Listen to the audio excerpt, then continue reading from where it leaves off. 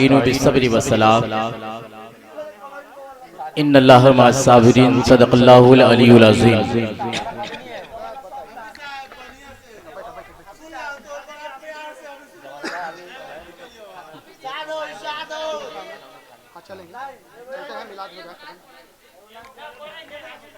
आइए हम और आप उस रसूल हाशमी की बारगाह रिसालत में चलते जिनके सदक़े ज़मीन आसमान पूरी कायनात को मौला ताला ने बनाया।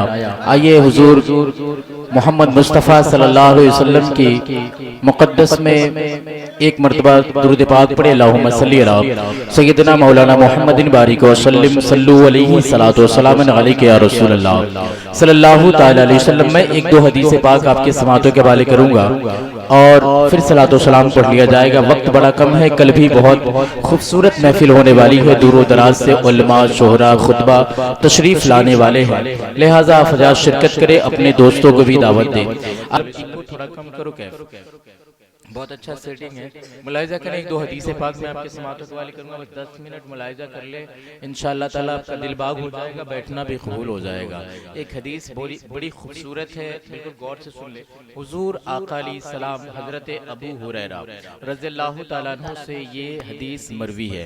हुजूर आका अलैहिस्सलाम फरमाते हैं कि जो शख्स अपनी पूरी जिंदगी में अपनी पूरी जिंदगी में वन टाइम एक मर्तबा गर कोई हुजूर फरमाते हैं कोई इंसान अपनी पूरी जिंदगी में वन टाइम एक मर्तबा रब को याद किया हो या फिर किसी मकाम पर अल्लाह ताला से डरा हो तो अल्लाह रब्बुल इज्जत उसका नाम जहन्नम के लिस्ट से निकालकर जन्नत में ऐड कर देता है। आप काबिले तारीफ है कि हर साल हुजूर ख्वाजा पीर मोहम्मद शाह अलैहि रहमा के उर्स के मौके पर आप इस महफिल में शिरकत करते हैं। खुदा की इज्जत की कसम, अगर आप दिल से ईमान से इस महफिल में शिरकत करते हैं तो खुदा की इज्जत की कसम अल्लाह रब्बुल इज्जत आपका भी नाम जहन्नम के लिस्ट से निकालकर जन्नत में ऐड कर देगा। और हुजूर आका अलैहिस्सलाम फरमाते कोई शख्स हुजूर आका अलैहिस्सलाम फरमाते जब तुम जन्नत की क्यारियों से गुजरो तो उसमें से खूब खाया करो।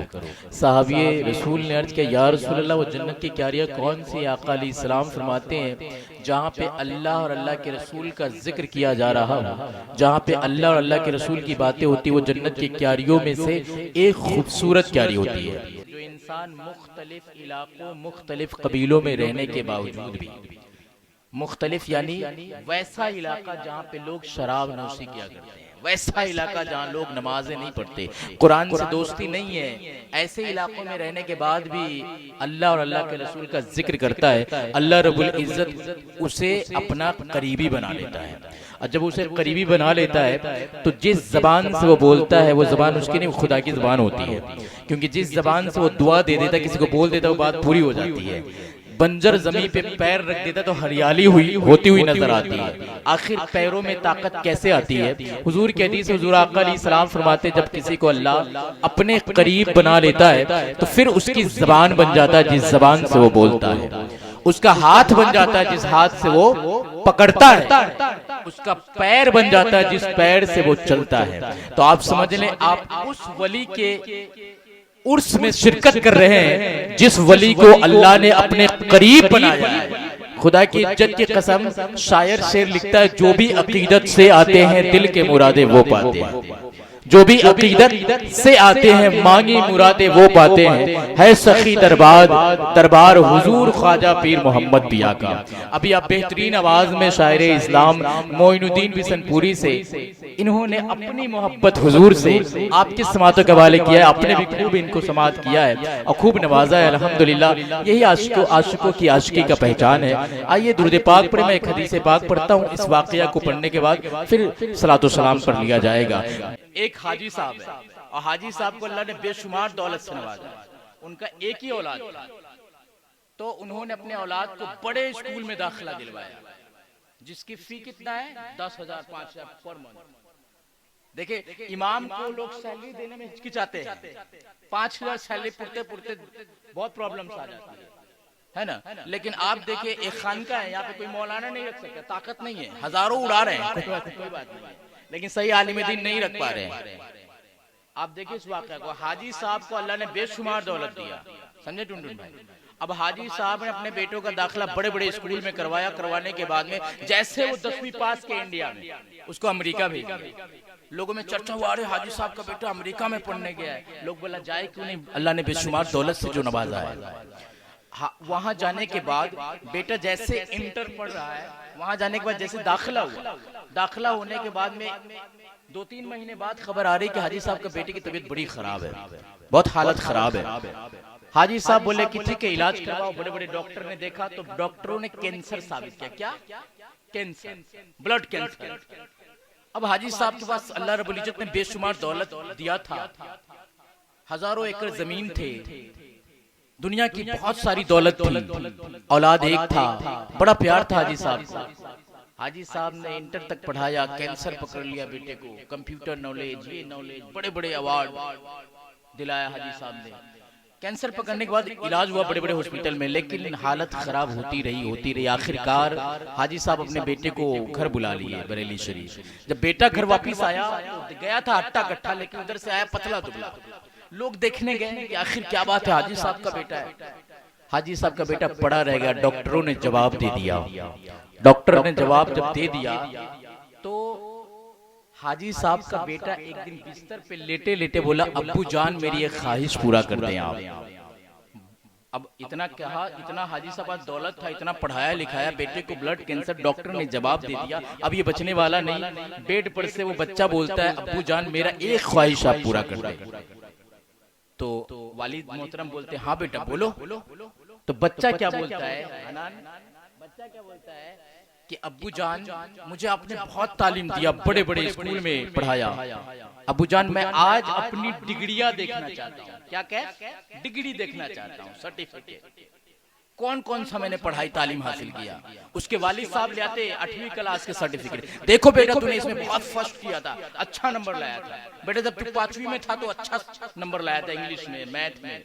बेटा तब जो 8वीं में था तो ये अच्छा नंबर रिजल्ट तेरे को मास्टर ने दिया था, गुड दिया। बेटा जब तू 10वीं में गया तो फर्स्ट डिवीजन से पास हुआ, और ये तेरा कंप्यूटर का सर्टिफिकेट है, ये तेरा फला सर्टिफिकेट है, फला है फला है फला है। तू अमेरिका गया था, वहां के टीचर ने गुड लिखकर मेल किया था, देखो बेटा। मालूम बेटा क्या कहता है, अब्बू जान मुझे वो सर्टिफिकेट दिखा दे जो मुझे जब कब्र में लोग तरफीन करेंगे, और तरफीन करने के बाद जब लोग वापिस आएंगे और कब्र में जब मुनकर नकीर आएगा मुझसे सवाल करेगा, मा कुंत तक़ूलु फी हाज़ा रजुल ली मुहम्मद सल्लल्लाहु अलैहि वसल्लम, तो मैं कौन सा डिग्री लेकर मैं जाऊं कि कब्र में मुनकिर नकीर का सवालों का जवाब दो। सुभान अल्लाह, सुभान वालिद मोहतरम के आंखों में आंसू, टेंशन में, हाई डिप्रेशन।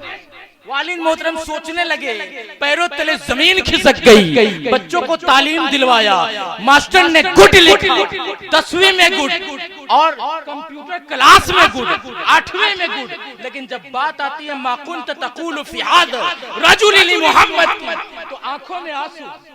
सारी दौलत भरी रह गई, सारी दौलत भरी रह गई, सारे लोगों के आंखों में आंसू। बाप पैरों तले जमीन पे गिर गया, बोलने लगा, बच्चा ये तो तालीम मैं तुझे नहीं दे पाया, मुझे माफ कर देना। बड़ी हैरत की बात है मेरे भाई, अगर अल्लाह ने आपको दौलत दिया है तो आप दीन की राह में खर्च करें, अच्छे जगह पे खर्च करें, आलिम दीन पे खर्च। मालूम है आलिम क्या होते हैं? हुजूर आका अलैहिस्सलाम फरमाते हैं कि आलिम दीन वो है कि जैसे दिन में सूरज चमकता है और रात में चांद सितारे, जिससे दुनिया रोशन होती है, जिससे दुनिया रोशन होती है, वो आलिम दीन है। अगर दुनिया में आलिम ना हो, जैसे अंधेरे में लोग रास्ता भटक जाते हैं, दुनिया में आलिम दीन ना हो तो लोग गुमराह हो जाएंगे। गदीरे खून के मौके पे हुजूर आका अलैहिस्सलाम 2.5 महीने पहले, अपने वफात से 2.5 महीने पहले एक हदीस कह गए, बड़ी प्यारी हदीस थी। हुजूर जिस उर्स में हम बैठे हैं, ये हुजूर ख्वाजा पीर मोहम्मद शाह अलैहि रहमा का उर्स है, और इससे हदीस जुड़ी है, मुलाहिजा कर ले। गदीरे खून के मौके पे आका अलैहिस्सलाम फरमाते हैं 2.5 महीना उनके वफात का था, उससे कबल हजारों की तादाद में, लाखों की तादाद में सहाबी रसूल मौजूद थे। आका अलैहिस्सलाम पता है क्या फरमाते, ऐ लोगो मैं नहीं चाहता हूं कि तुम गुमराह हो जाओ। क्या कहते हैं? ऐ लोगो, मैं नहीं चाहता हूं कि तुम्हें कोई गुमराह कर दे, तुम गुमराह हो जाओ, इसलिए मैं तुम्हारे बीच दो भारी चीज छोड़ के जा रहा हूं। कितने रमजान? कितने? दो भारी चीज छोड़ के जा रहा हूं। नंबर 1 कुरान, नंबर 2 अहले बैत। अहले बैत और पीर वली।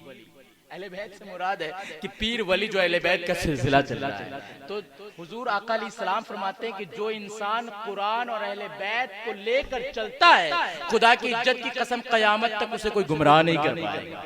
आप काबिल तारीफ है कि कुरान, क्योंकि कुरान में हिदायत है, तरीकत है, मार्फत है, शरीयत है, और अहले बैत से हमें अदब मिलता है और अदब से इल्म मिलता है। खुदा की इज्जत की कसम, जो इंसान कुरान और पीर की दामन को थाम के चलता है वो दुनिया में भी कामयाब होता है, आखिरत में भी कामयाब होता है। लिहाजा आप तमामी अजाज से गुजारिश है, ज्यादा बात को नहीं बढ़ाना है, आप अपने बच्चों पे ज्यादा फोकस करें कि उसे उर्दू तालीम दे, कुरान का तालीम दे और हदीस की तालीम दे, ताकि आपका बच्चा आपके कब्र पर जाके कम से कम अपने जबान से कुरान की आयत मुकद्दस पढ़ के आपके लिए दुआ तो कर सके। मेरे भाई इतनी तालीम दे दे, क्योंकि जब वो बच्चा अगर पूछ दिया कभी आपसे, जैसे हाजी साहब से बच्चा ने पूछा था कि मैं कब्र में कौन सा जवाब दूंगा, वो किताब कहाँ है, वो डिग्री कहाँ है, तो फिर आपकी जबान खामोश हो जाएगी मेरे भाई। इसलिए गुजारिश है कि आप अपने बच्चों को अच्छी इल्म दें, और ताकि आपका बच्चा दुनिया में कामयाब हो, आप भी कामयाब हो और आपके अहले खानदान भी कामयाब हो। मैं आप सभी का मुबारकबाद पेश करता हूं कि आप